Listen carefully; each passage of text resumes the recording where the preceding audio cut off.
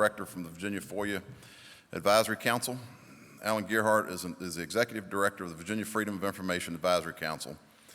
He began working with the Council as a staff attorney in 2004, was promoted to senior attorney in 2008, and became Executive Director of the Council in 2017. He earned his BS degree from Indiana University and his JD from the University of Richmond, T.C. Williams School of Law. The Council issues formal and informal advisory opinions, publishes educational materials, provides training presentations, and serves as a legislative forum regarding access to public records and meeting under the Virginia Freedom of Information Act. Let's give Alan a welcome, please.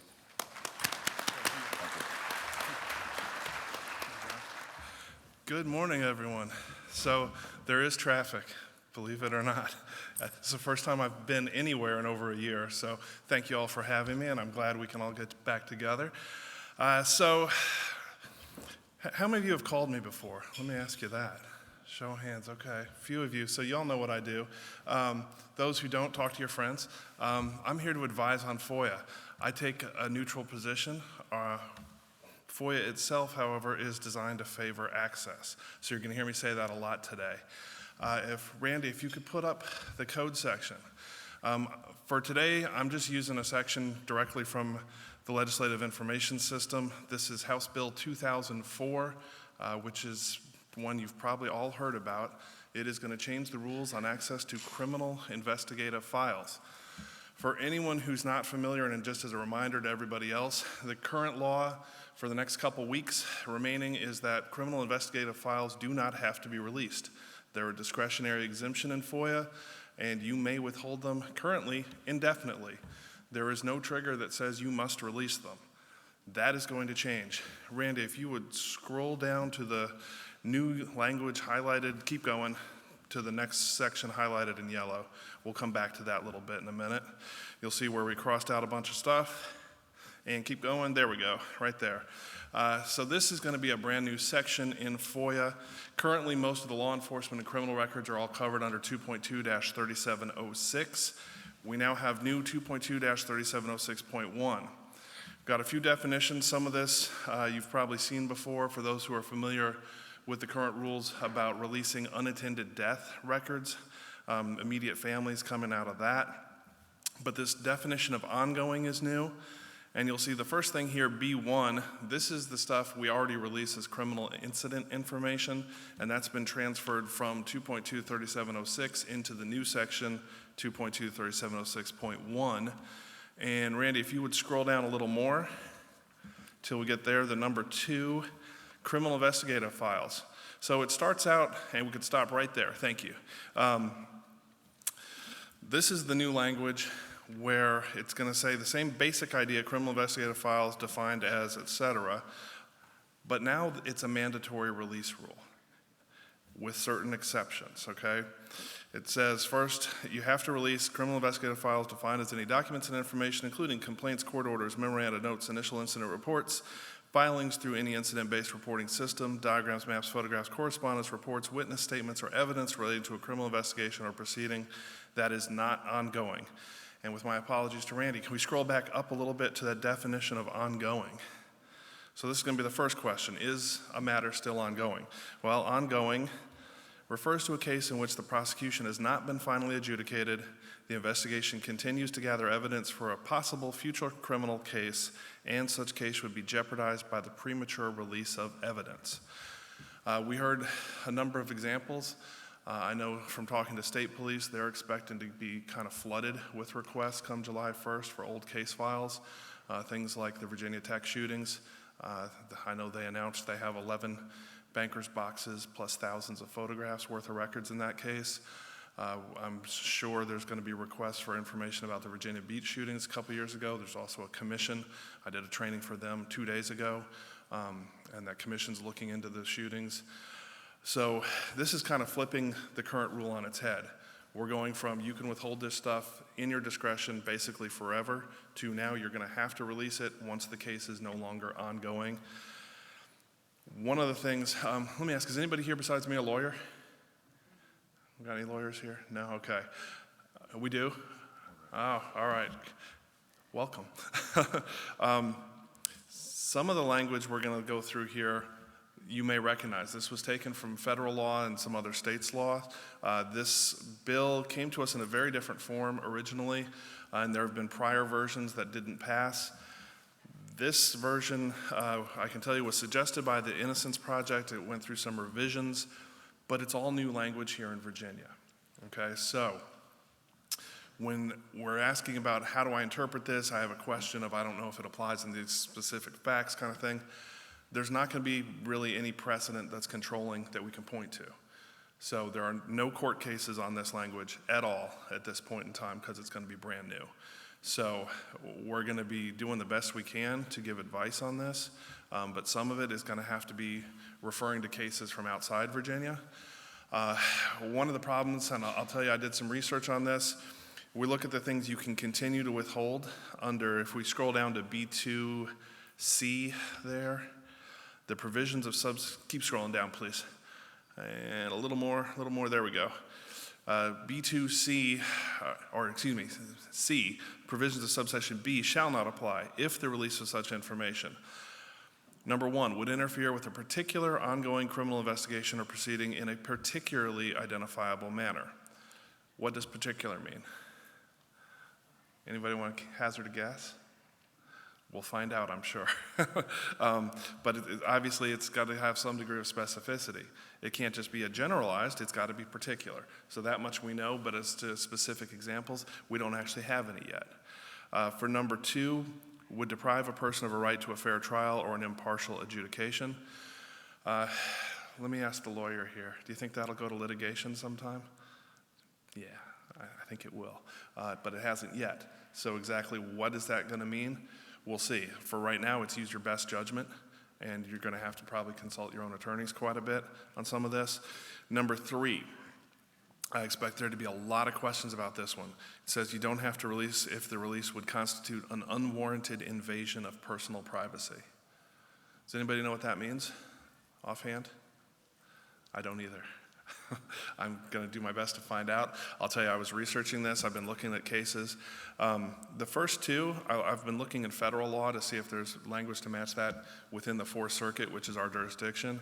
I didn't find anything using the language of the first two clauses in our circuit. For that unwarranted invasion of personal privacy, I found 29 cases. And some of them cover stuff like medical records or personnel records would be counted as that. Well, in Virginia FOIA, we already have exemptions for medical records and personnel records. And so one of the things going forward that I'm a little concerned about is that when we interpret this, we can look at other states' laws as persuasive, but other states usually have very different structures to their FOIA than Virginia does, and they would not necessarily have all the other interactions that we're going to have with our other laws. So a lot of this, I'm sorry to say, is a little bit up in the air right now. But if we can continue through, number four, you can continue to withhold if it would disclose the identity of a confidential source, or in the case of a record compiled by a law enforcement agency in the course of a criminal investigation, information furnished only by a confidential source. Randy, if you would scroll up to just go up into the white part there, go back down just a little. Right there, 2.2-3706 sub C. This is current law, and it will continue to be law. Says the identity of any individual providing information about a crime or criminal activity under a promise of anonymity shall not be disclosed. So that's one of the only actual prohibitions in FOIA where it says you may not release the identity of a confidential source. So that matches up with the new language pretty well.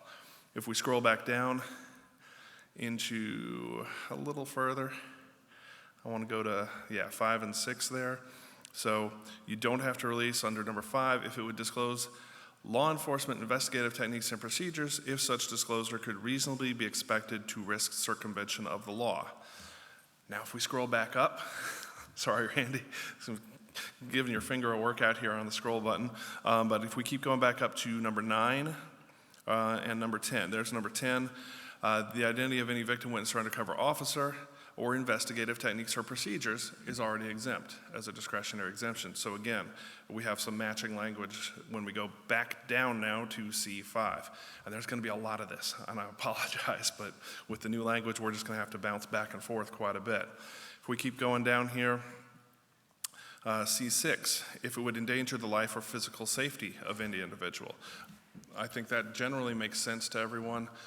You may get, specific questions and specific fact instances about that. I would note that actually matches pretty well with the current law about non-criminal records, where you're allowed to withhold personal, medical, or financial information if it would jeopardize the safety or privacy of any person. So that matches up well there. If we scroll down a little bit further there, sub D and E. Sub D, nothing in this section shall prohibit the disclosure of current and anonymized aggregate location and demographic data collected pursuant to 52-30.2 or similar data documenting law enforcement officer encounters with members of the public. So this is your statistical aggregate stuff without identifiers, which already generally is open. So that's not really changing much there. The next one, no photographic, audio, video, or other record depicting a victim or allowing for a victim to be readily identified, except for transcripts of recorded interviews between a victim and law enforcement, shall be released pursuant to subdivision B2 to anyone except, number one, the victim, 2, members of the immediate family of the victim if the victim is deceased, or 3, the parent or guardian of the victim if the victim is a minor. So again, it's victim witness protection is the general idea. That theme carries through somewhat in that section and then also in E in the event of a conflict between this section as it relates to requests made under this section and other provisions of law. The other provisions of law, including court sealing orders that restrict disclosure of criminal investigative files as defined in subsection B, shall control. So, for those of you familiar with current law in 2.23706, it also has a conflict resolution provision at the end. Randy, if you'd scroll back up to where it is white, just above the yellow, right there. Sub F, in the event of conflict between this section as relates to requests made under this section and other provisions of law, this section shall control. That's the current law for 3706 and all the exemptions there.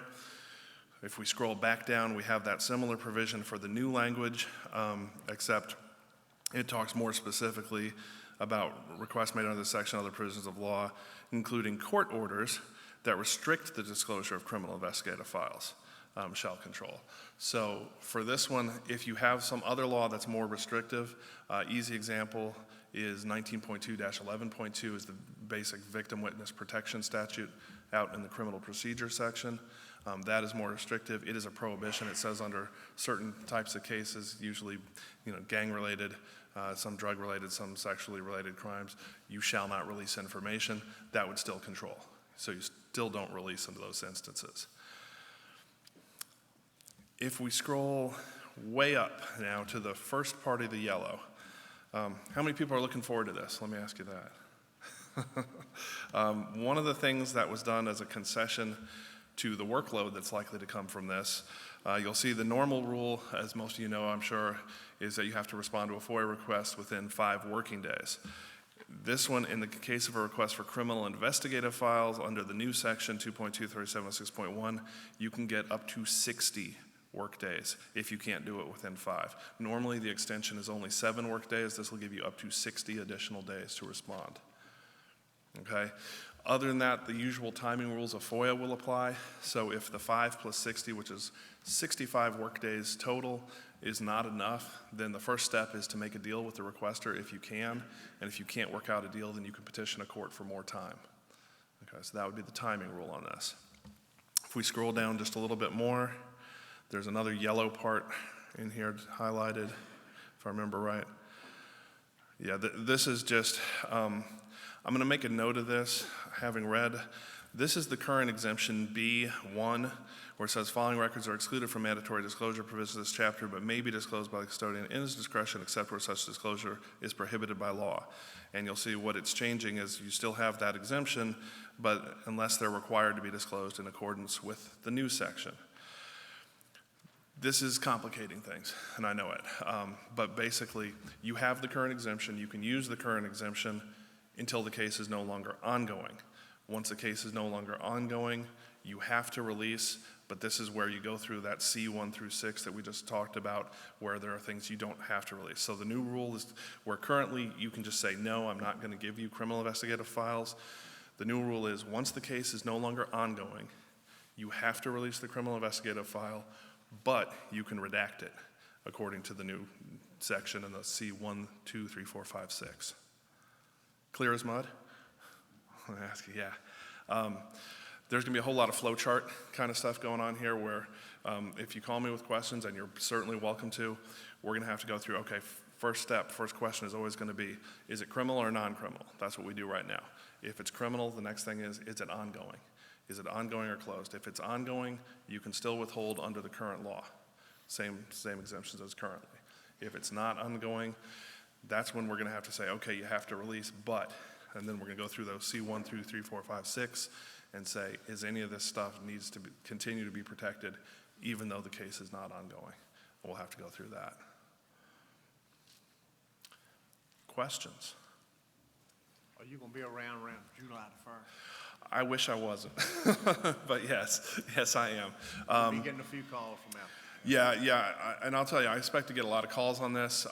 Wouldn't surprise me if somebody starts asking for formal published advisory opinions on it. I would expect the AG, Attorney General's office will probably be asked for opinions, and I would expect some of this is going to end up going to court at some point. Don't know if it's going to be now or later, but I've already talked to several law enforcement people who said, we have this, we have that. I'm not clear what to do. And, we've gone through it. And since there's no court precedent giving specific direction, when you call me, I'll just tell you, if you go to FOIA in the very beginning, it's got a policy statement. The FOIA policy statement says they have to construe everything in favor of openness, liberally, and exemptions have to be construed narrowly. So when you ask me, I'm the FOIA guy, I'm going to probably weigh on the side of release things, make it open where you can. At the same time, just like this law recognizes other laws that say don't release, we'll have to look around. I know some of you are probably familiar with 16.1-301 about juvenile records. There's the criminal history stuff in 19.2-389. There's motor vehicle laws out in Title 46.2. So there's a whole bunch of other laws, depending on the specific type of situation and who's involved, that might come into play and might be more restrictive than this. But if none of them are in play, we're just going to go straight to this. And if we're not sure, I'm going to tell you to release, because that's my job and that's what FOIA says to do. If you want somebody to tell you not to release, you're going to have to talk to your own attorneys, not me. My job is to tell you to release things, basically, where the release is required. Okay, so, and I just did a advisory opinion recently, and so I'm going to borrow language from the Virginia Supreme Court. Because of the FOIA policy statement, it puts its thumb on the scale in favor of releasing things. In favor of disclosure is the language they use. So this is kind of a major shift. I know it's a big change. I'm happy to try to help you all with it. And one of the things, I'm going to tell you a story about an email I got yesterday. As you may be aware, there was another bill that did not pass, but it was referred to the FOIA Council for study this session, which is about the release of law enforcement disciplinary records. We had our first meeting. Unfortunately, the patron of the bill, Delegate Mullen, was unable to attend, so we didn't go into detail about the bill. We did take some public testimony, and of course there's people advocating on both sides. Some want release, some want to withhold that stuff and continue to allow it to be withheld. Got an interesting email yesterday from out of state. It was from police in Ohio who are with a national organization. I forget which one it was offhand, but they were in favor of release law enforcement disciplinary records. They said they were made to do it recently in Ohio, and it's worked out well. That it's been great because they've been able to establish more trust with the community. They've been able to show people that, our law enforcement officers are doing a good job, and when there's questions, we're being forthcoming with information, and it's helped with community policing. So I'm just throwing that out there as that's one experience from one set of officers. I know others have said, please don't release this stuff. It's going to be problematic with recruiting and retention and other issues. So I know there's multiple sides to these issues, but moving back to this one with the criminal investigative files, you're going to have to release stuff. So I'm going to encourage you all to try to make the best of it and make it work for you. And, think of it as a way to build more trust and confidence with the community and show them you're doing a good job. Any questions right now from anybody? Any questions generally about FOIA? As long as I'm here. If you got questions, I'm happy to answer them. All right, I don't see any. Thank you. Thanks, John. Good job. All right. Thank you all. Thank you. I don't need much of I wasn't. Next on the